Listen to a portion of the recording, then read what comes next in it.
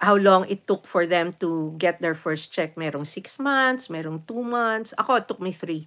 So, hindi din yung na-money ako tapos next month may sweldo na ako. Hindi po ganun. Bihira po yun.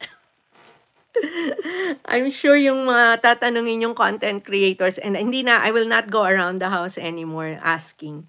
Pero yun yung topic namin the other day. So, may isang channel, 30,000. Took her 6 months.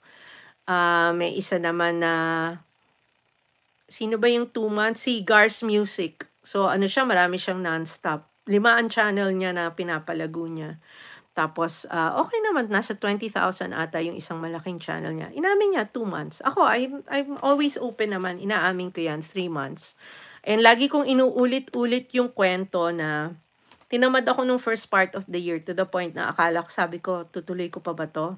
So, sumweldo ko ng January, pero after January, yun yung kita ko ng December, diba?